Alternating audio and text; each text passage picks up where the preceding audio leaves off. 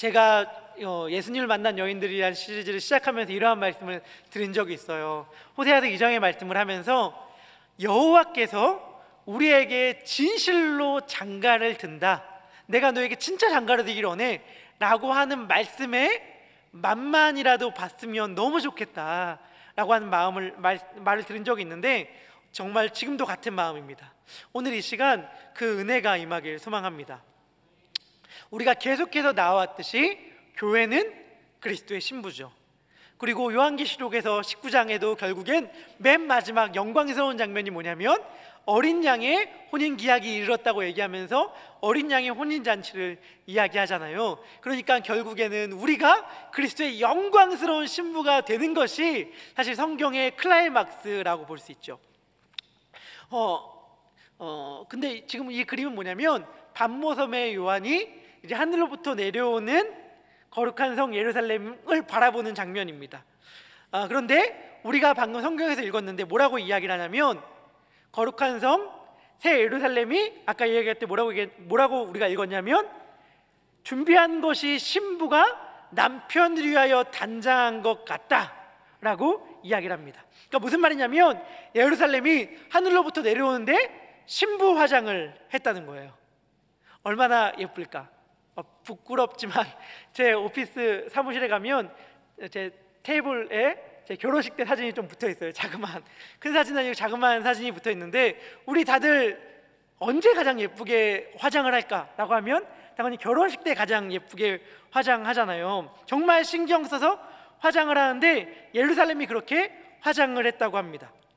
그런데 어떻게 예루살렘이 화장을 했는가?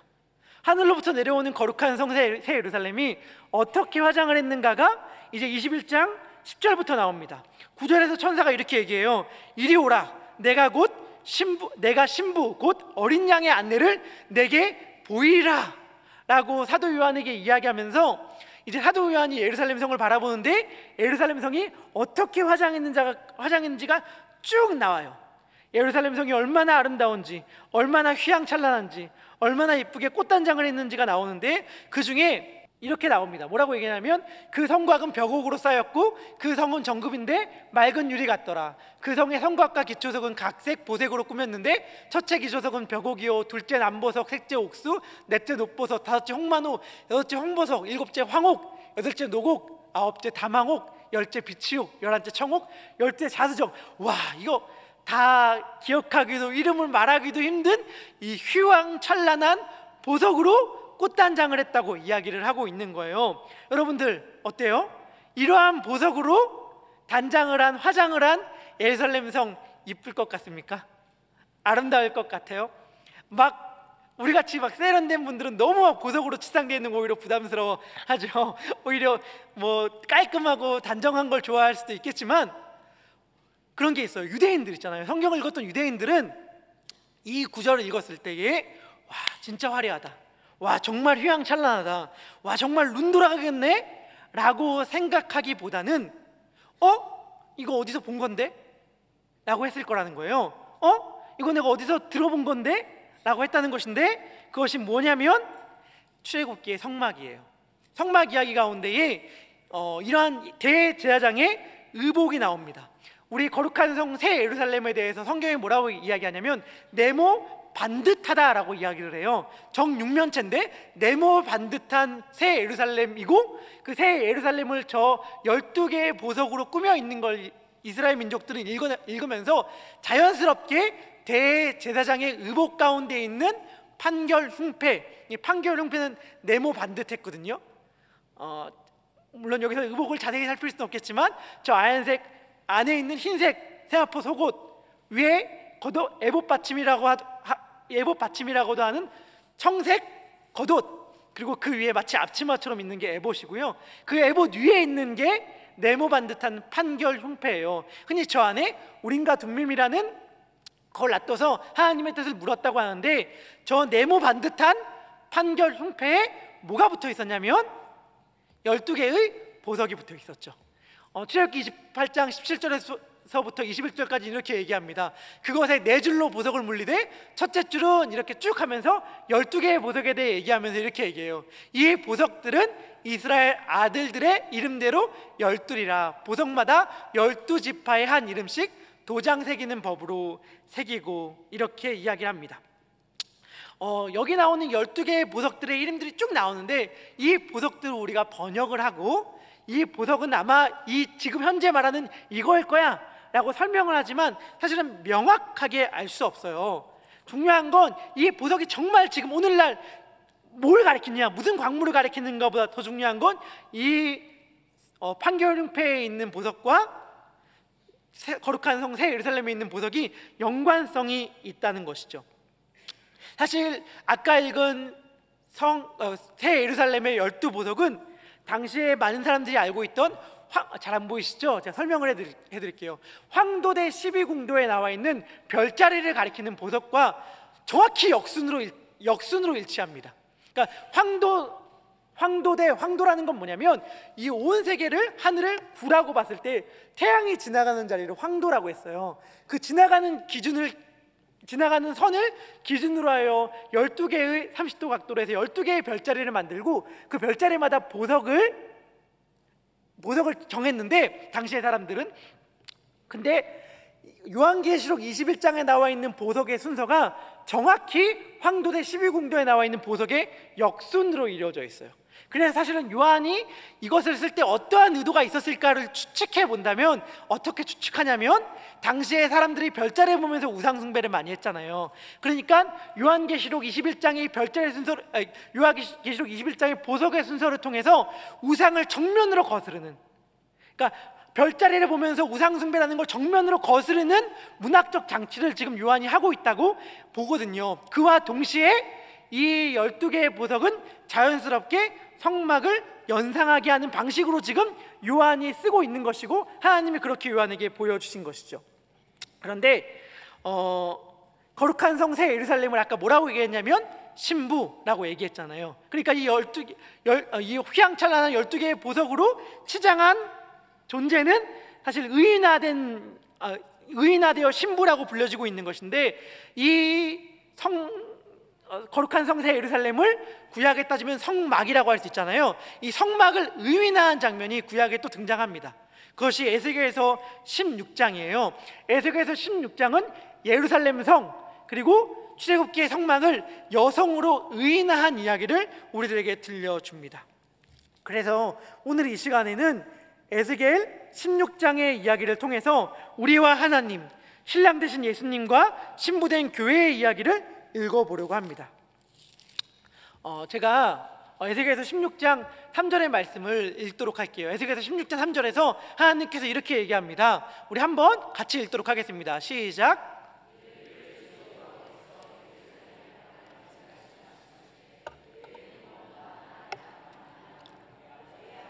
아모리 사람이요 내 어머니는 헷 사람이라. 자, 여기서 예루살렘을 가리켜 뭐라고 이야기하냐면 내 근본과 난 땅은 가나안이고 내 아버지는 아모리 사람, 내 어머니는 헷 사람이라고 이야기를 합니다. 지금 예루살렘을 가리켜 뭐라고 이야기하는 것이냐면 내 근본은 더러워, 내 근본은 부정한 존재야, 너는 천한 출생이야, 이렇게 이야기를 하고 있는 거예요. 제가 다시 설명을 한다면 출생에 매우 비천한 한 아이가 태어났습니다. 그런데 에스겔서 16장의 이야기를 한번 쭉 읽어보시면 어떤 내용이 펼쳐지냐면 이 아이가 태어났는데 아무도 돌보질 않아요. 비천한 출생으로 태어난 이 아기를 돌보는 사람이 아무도 없습니다. 성경은 이렇게 얘기해요. 내가 난 것을 말하건대 내가 날 때에 배꼽줄을 자르지 아니하였고 너로 물을 씻어 정결하게 하지 아니하였고 내게 소금을 뿌리지 아니하였고 너를 강보로 싸지도 아니하였나니 아무도 너를 돌보아 이 중에 한 가지라도 내게 행하여 너를 불쌍히 여긴 자가 없었으므로 내가 나던 날에 내 몸이 천하게 여겨져 내가 들어 버려졌느니라. 무슨 말인지 아시겠어요? 아이가 태어났는데 아무도 돌보질 않아. 아무도 신경 쓰는 사람이 없어요. 배꼽줄, 탯줄을 잘라주는 사람이 없어요. 물로 씻어주는 사람이 없으니까 어때요? 그 더러운 피투성이 모습 그대로겠죠.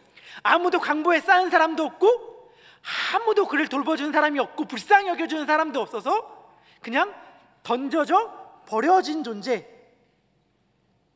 들에 버려진 존재가 바로 예루살렘이었어요. 그런데 이 아무도 돌보지 않은 이 천하게 버려진 이 아기 곁을 누가 지나가시냐면 하나님이 지나가십니다. 하나님이 이 아기의 곁을 지나가시면서 이 아기를 외면하지 못해요. 우리 한번 에스겔서 16장 6절의 말씀도 한번 읽어보도록 하겠습니다. 시작. 내가 내 곁으로 지나갈 때에 네가 피투성이가 되어 발짓하는 것을 보고 내게 이르기를 너는 피투성이라도 살아있으라. 다시 이르기를 너는 피투성이라도 살아있으라. 하나님께서 완전하게 버려진 이 아기, 아무도 돌보지 않는 이 아기를 곁을 지나가면서 하나님께서 이렇게 말씀하십니다. 뭐라고 얘기하시냐면 너는 살아라. 너는 살아라. 너는 그냥 살기만 해라. 아무것도 내게 바라지 않는다. 피투성이라도 살기만 해라 라고 하면서 하나님께서 어떻게 그 아기를 하시냐면 그 아기를 챙기셔요. 씻기시고 기르십니다. 먹이시고 품으셔요. 그래서 그 아이가 자랍니다. 그 아이가 하나님의 품 안에서 무럭무럭 자라서 아름답고 성숙한 여인이 돼요. 그래서 하나님이 이제 그 여인과 결혼을 하십니다.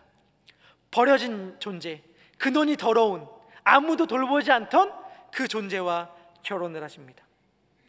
에스겔서 16장 8절에서 이러한 이야기가 나와요.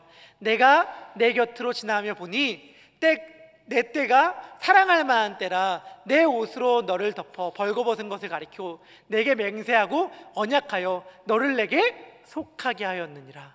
여기서 무슨 말이 나오냐면 내 옷으로 너를 덮는다라는 말이 나와요. 근데 여기서 덮다라는 말이 성경에서 계속 반복되어 나오는 중요한 표현인데 뭐냐면 언약을 맺을 때에, 그리고 부부간의 연을 맺을 때에 나오는 표현이 이 덮는다라는 표현입니다. 출애굽기 40장 35절 유명한 성막의 장면인데 똑같은 표현이 쓰였어요. 구름이 회막에 덮이고 여호와의 영광이 성막에 충만함에. 이 성막에 쓰였던 표현이 사용되었는데 하나님과 이스라엘 민족들이 언약 관계를 맺은 걸 의미하죠. 시편 91편 4절에서는 이렇게 얘기해요. 그가 너를 그의 깃 날개로 덮으시리니 내가 그의 날개 아래 피하리로다. 이스라엘 민족들이 하나님 아래에서 온전히 그의 백성이 됨을 누리고 있는 장면에 대해 얘기합니다. 그리고 이건 좀 더 극적인 장면인데 룻기 3장 9절에서 룻이 보아스에게 이렇게 간청하죠. 난 당신의 여종 룻이오니 당신의 옷자락을 펴 당신의 여종을 덮으소서. 이는 당신이 기름 모을 자가 됨이니이다 하니. 이것은 무슨 의미예요? 보아스, 당신이 나를 아내로 받아주시기 원합니다. 보아스가 여기서 자신의 옷자락을 펴 룻을 덮는다는 것은 룻을 자신의 아내로 삼는다는 의미죠. 그리고 이 모든 것들이 향하여 간 궁극적인 절정 뭐죠?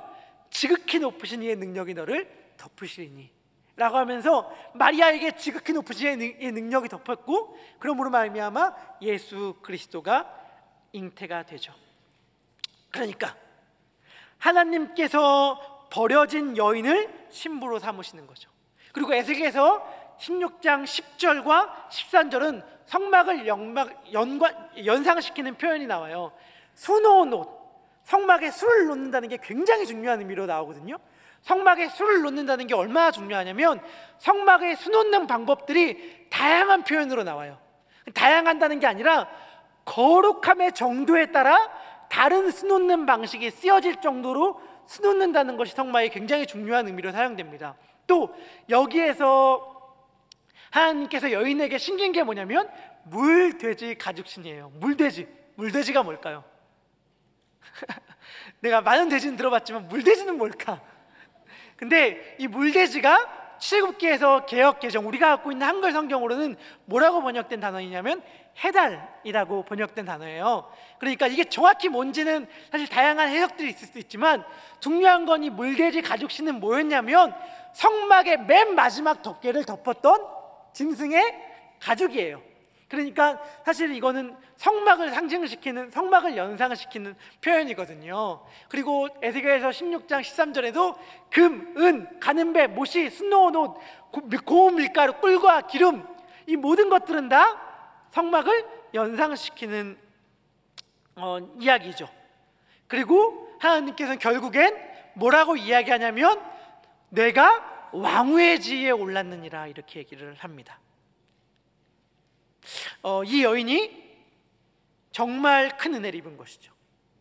그러니까 완전히 벌어져서 아무도 돌보지 않았던 이 여인, 처참하게 벌어져서 아무도 도움의 손길을, 사랑의 손길을 펼치지 않았던 그 여인이 어떻게 되어요? 왕후가 돼요. 왕후가. 왕후도 약소국의 왕입니까? 비리비리한 나라의 왕입니까? 아니잖아요.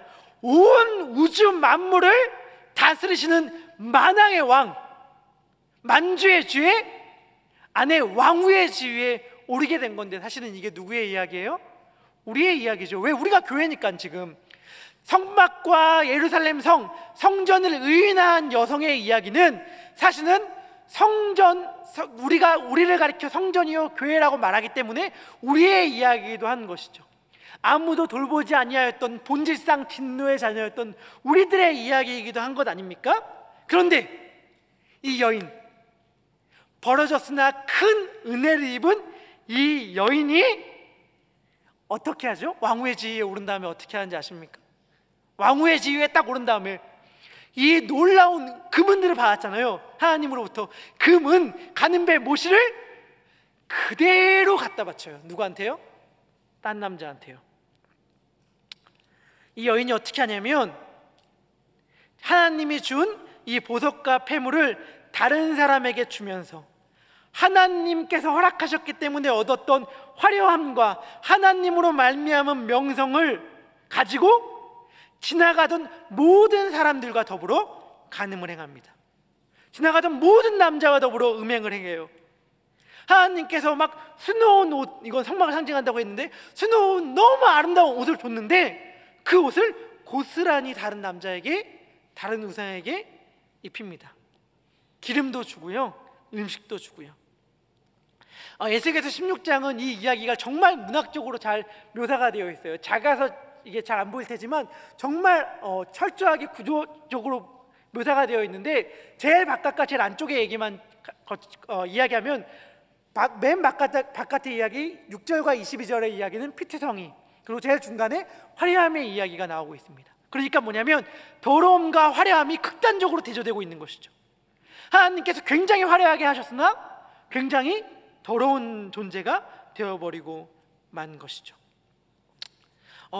이 에스겔서 16장은 사실은 교회에서 누군가 이야기하더라고요. 역대기의 족보와 더불어 교회에서 가장 안 읽혀질 성경이다, 가장 설교가 안 될 성경이다. 왜냐하면 강단에서 읽기에 너무 민망할 정도로 적나라한 음행 이야기들이 펼쳐지거든요.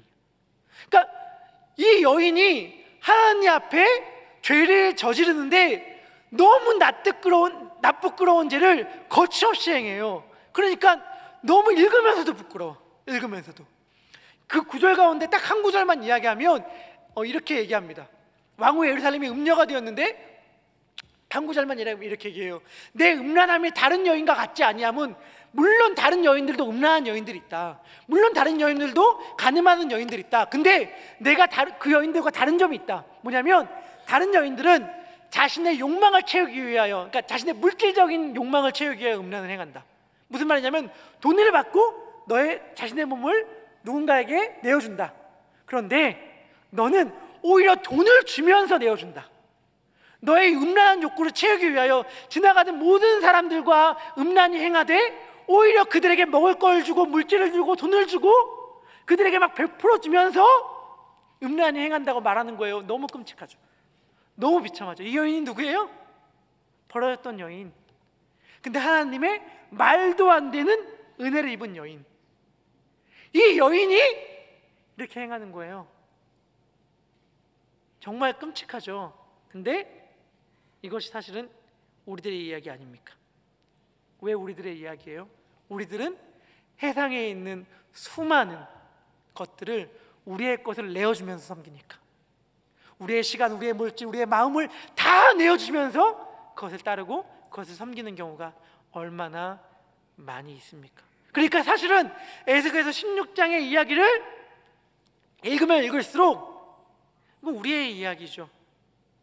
하나님께서 예루살렘을 향하여 이렇게 말씀하십니다. 왕후의 지혜에 올랐던 그 거룩한 성 예루살렘, 하나님께서 예루살렘을 예루살렘 혹은 이스라엘 민족들이 향하여 부르는 수많은 명칭들이 있어요. 뭐 여술은 이스라엘 수많은 명칭들이 있는데 하나님께서 에스겔서 16장은 이렇게 이스라엘 예루살렘을 향하여 호칭을 합니다. 뭐라고 이야기하냐면 그러므로 너 음녀야 여호와의 말씀을 들을지어다. 이 너 음녀가 누굴까요? 예루살렘이에요. 예루살렘. 이 화려하고 영광스러웠던 왕후가 추악하고 더러운 음녀가 된 것이죠. 처음보다 더 나락으로 떨어졌습니다. 어떻게 할 수 있을까요? 여기서 희망을 발견할 수 있겠습니까? 여기서 여러분 어떤 소망을 찾을 수 있겠어요? 하나님의 은혜를 내가 그냥 굉장히 좋은 가문에서 태어나서 내가 잘 나가는 집안에서 태어나서 잘 나가는 사람이었는데 나와 걸맞는 신분의 누군가를 만났다가 바람을 펴도 할 말이 없는 게 우리 인생사일진데 그게 아니라 완전히 그 누구도 돌보지 않았던 비천한 가문이요 더러운 가운데 출생하고 돌보지 않았던 사람을 챙겨줘서 기르고 먹이고 품고 자라게 하여 결혼하고 모든 걸 다 너에게 바쳤는데 그 바친 그것을 사랑으로 갚지 아니하고 오히려 배신으로 행한 이 존재가 희망이 있겠습니까? 그런데요, 하나님의 사랑은 이 모든 걸 덮더라고요. 하나님의 놀라운 사랑은 이 모든 걸 다 덮습니다. 하나님께서는 에스겔서 16장의 그 수많은 죄악들, 끔찍히 읽기도 힘든 그 죄악들을 쭉 읽은 다음에 에스겔서 16장 60절에서 이렇게 말씀하십니다. 우리 함께 읽도록 하겠습니다. 시작. 그러나 내가 너의 어렸을 때에 너와 세운 언약을 기억하고 너와 영원한 언약을 세우리라. 62절의 말씀도 함께 읽도록 하겠습니다. 내가 내게 내 언약을 세워 내가 여호와인 줄 내게 알게 하리니. 아멘. 하나님께서 뭐라고 말씀하셔요? 피투성이라도 너는 살아라. 너는 피투성이라도 살라 라고 하는 그 음성이 여기에도 있는 거예요. 너가 비록 나를 떠났지만 나는 너를 버리지 못한다. 내가 너와 세운 언약을 기억한다. 그래서 저는 여기서 호세아의 말씀이 다시 떠오르는 것이죠. 이스라엘은 범죄하였으나 하나님께서 그 이스라엘을 데리고 타일러 설득하여서 자신의 사랑을 보여주십니다. 그러면서 뭐라고 말씀하십니까? 내가 내게 장가들어 영원히 살되 공의와 정의와 은총과 긍휼의 여김으로 장가들며 나는 너에게 진실함으로 장가들 것이다. 나는 너에게 진실함으로 장가들 것이다. 그러니 네가 나를 알리라.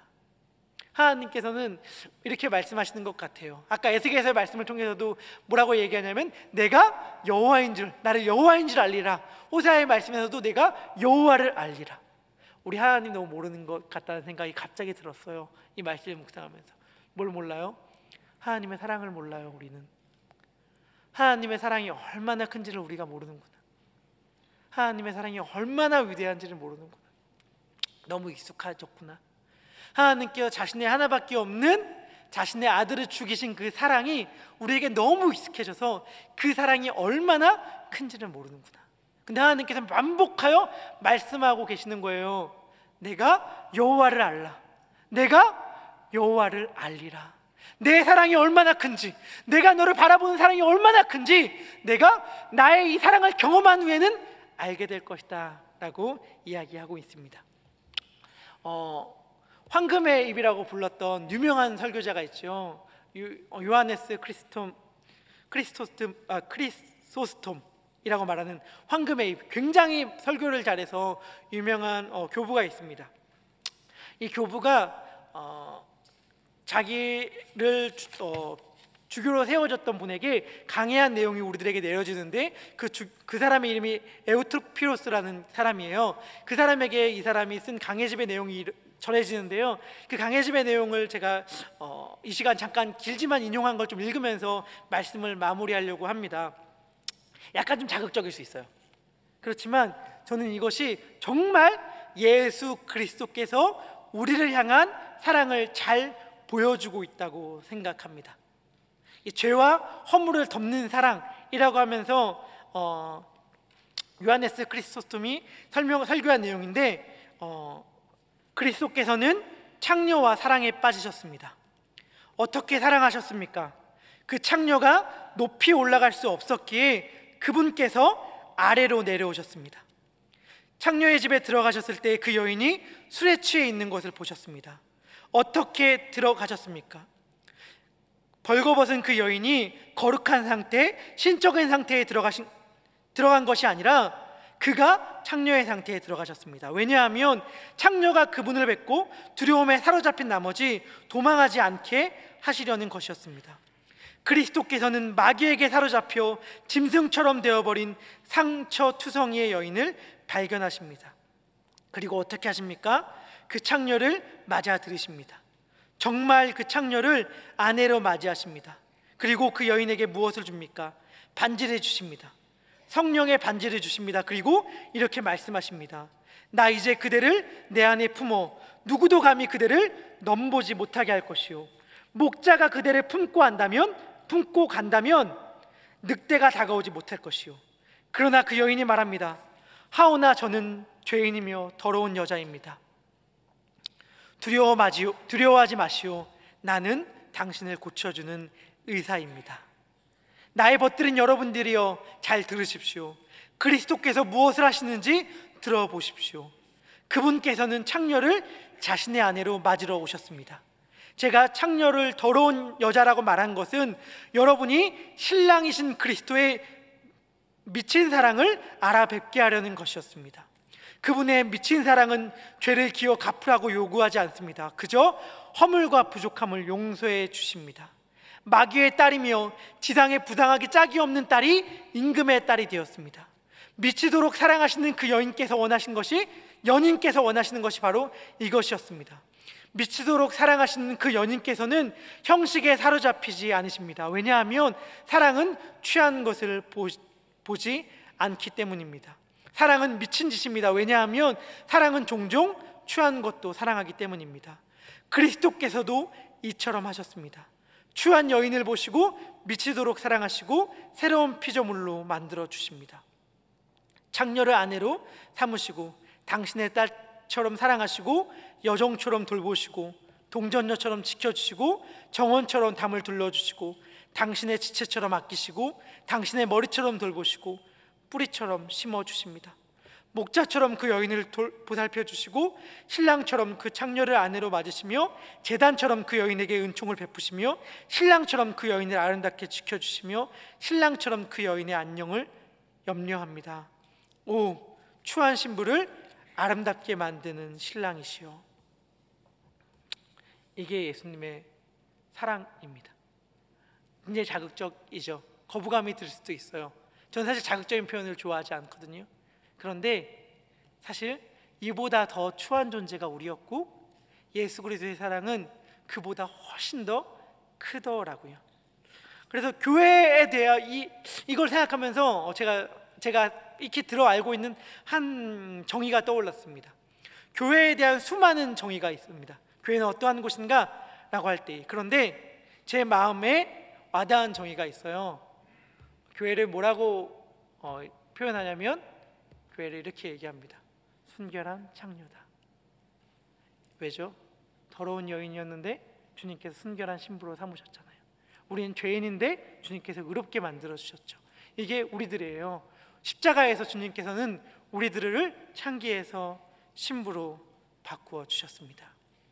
우리 함께 찬양했으면 좋겠습니다. 우리 십자가에서 찬양했으면 좋겠는데요, 정말 하나님을 떠나서 그분의 품을 떠나 죄에 빠진 우리들, 하나님을 실망시키기만 했던 우리들, 정말 더러운 여인이라고 고백할 수밖에 없는 우리들의 존재를 예수 그리스도께서는 바꾸어 주셨어요.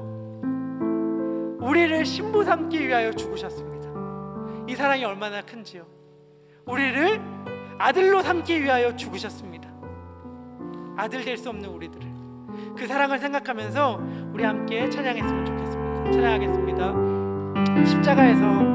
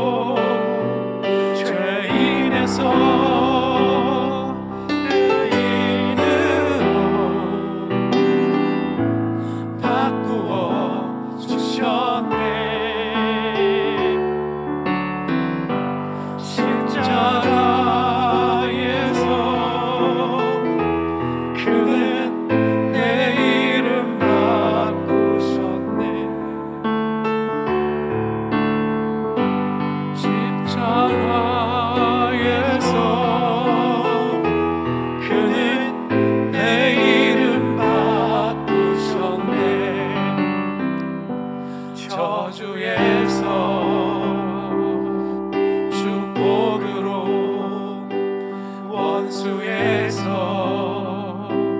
연인으로 장기에서 신부로 바꾸어 주셨네. 십자가에서 그는 내 이름 바꾸셨네.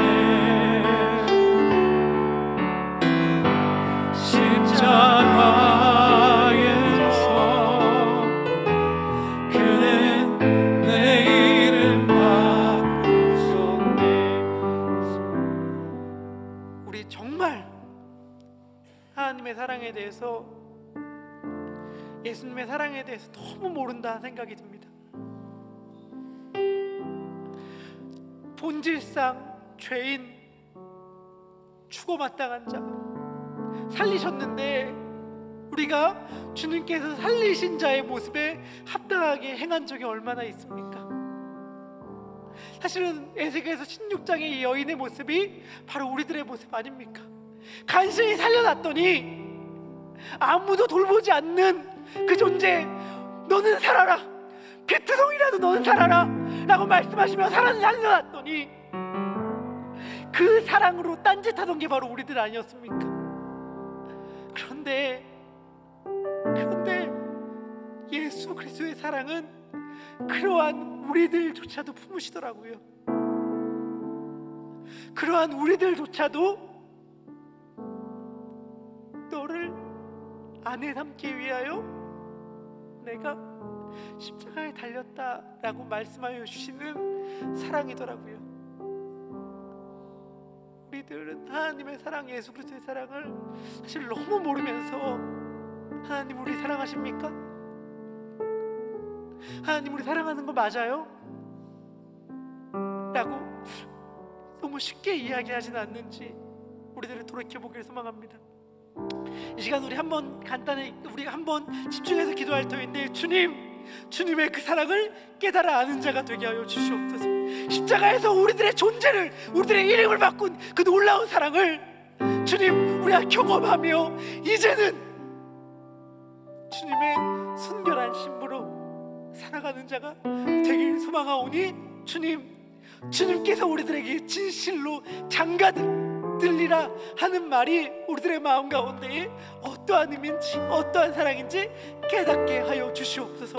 이러한 사랑의 고백, 감사의 고백, 회개의 고백을 주님 앞에 드리도록 하겠습니다. 기도하겠습니다. 하나님 아버지, 기도합니다. 우리는 얼마나 많이 주님 앞에 건방을 떠는지요. 하나님 우리 사랑하는 거 맞습니까?